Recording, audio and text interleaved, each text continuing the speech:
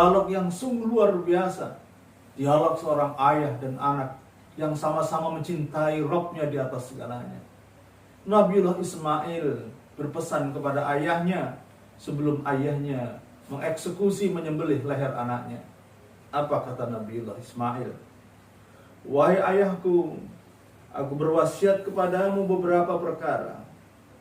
Yang pertama, ikatlah tanganku dengan kencang agar aku tidak goyah, karena itu akan menyakitiku. Karena itu akan menyakitkanku. Kemudian yang kedua, hadapkan wajahku ke bumi agar engkau tidak memandangiku, sehingga engkau merasa kasihan kepada aku. Kemudian yang ketiga, tutuplah pakaianmu dariku agar percikan darahku tidak mengenai, tidak mengotori pakaianmu, karena itu akan membuatnya sedih. Karena itu akan membuat ibuku sedih. Kemudian yang ketiga, tajamkan bibir pisau besarmu dan percepatlah dalam menyembelih leherku agar terasa lebih ringan, karena sesungguhnya kematian itu sangat menyakitkan. Kemudian berikan pakaianku kepada ibuku sebagai pengingat diriku.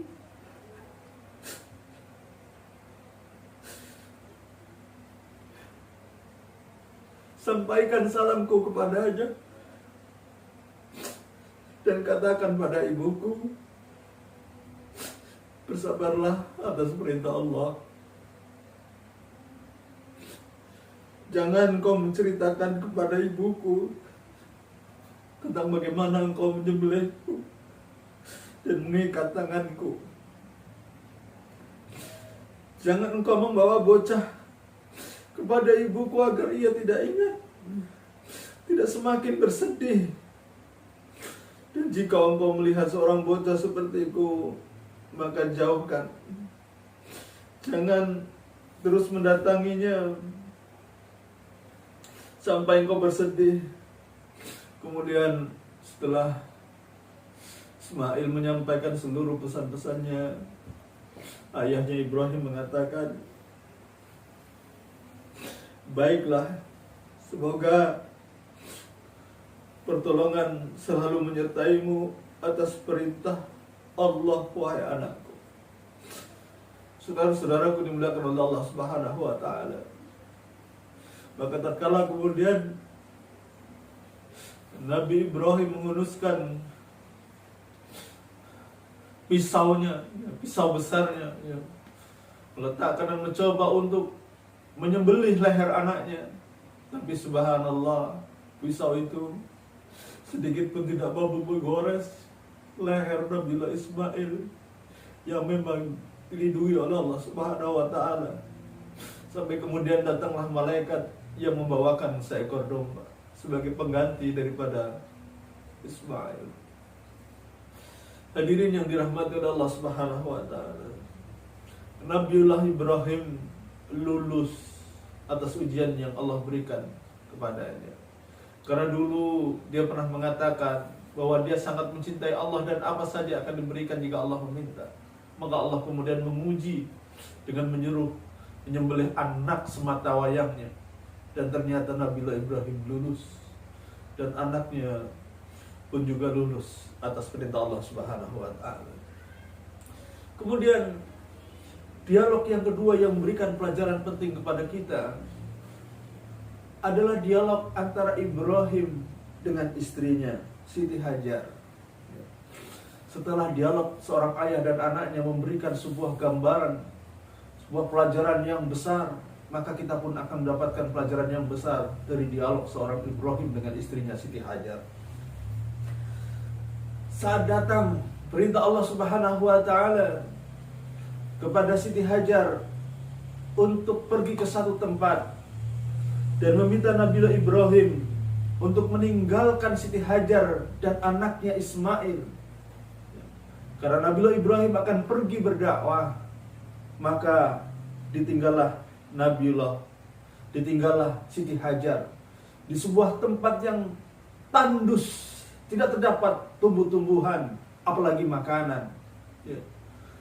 Nabiullah Ibrahim meletakkan istri dan anaknya begitu saja, tanpa berbicara satu patah kata pun. Sampai kemudian terkaget-kaget Siti Hajar dan memanggil-manggil, wahai Ibrahim, wahai Ibrahim, wahai Ibrahim. Dan Ibrahim sedikit pun tidak menyahut, tidak menjawab panggilan istrinya.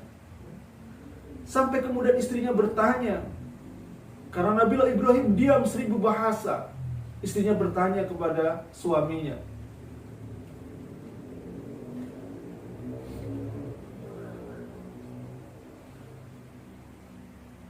apa kata istrinya? Apakah Allah yang menyuruhmu seperti ini?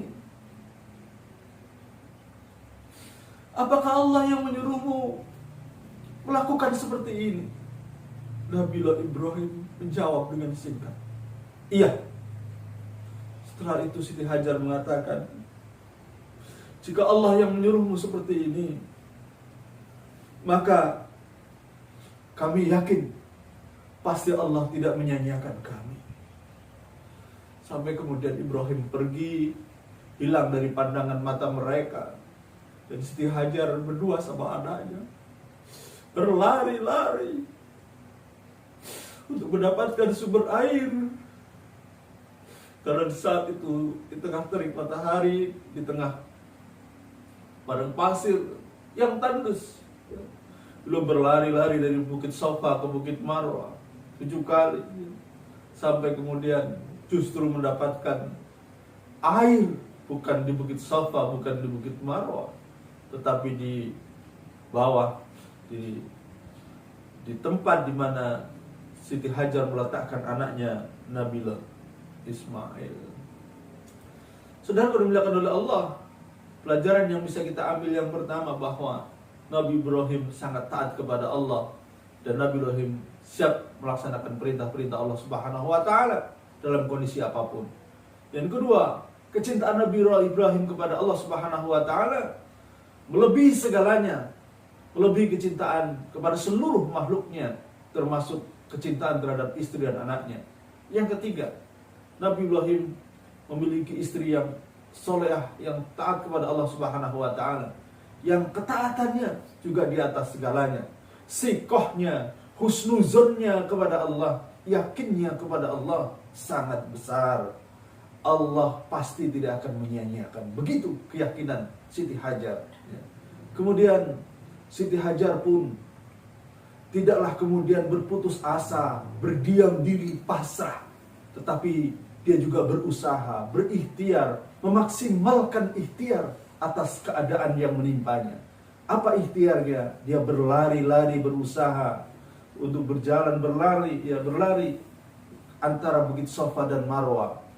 Dan lalu pelajaran yang berikutnya, apakah pertolongan Allah itu selalu berbanding lurus dengan hasil ikhtiar kita? Ternyata tidak. Tidak semua ikhtiar kita itu memberikan hasil persis, berbuah hasil dari ikhtiar yang kita lakukan. Justru hasil itu datang dari jalan yang dia tidak kehendaki, yaitu di bawah kaki Nabi Ismail muncul sumber air, bukan di Bukit Safa, bukan di Bukit Marwah, atau di perjalanan di antara keduanya. Subhanallah, ini memberikan pelajaran kepada kita agar kita senantiasa terus berikhtiar semaksimal mungkin, tetapi jangan lupa kita berdoa kepada Allah Subhanahu wa taala, karena pertolongan itu ada di tangan Allah Subhanahu wa taala.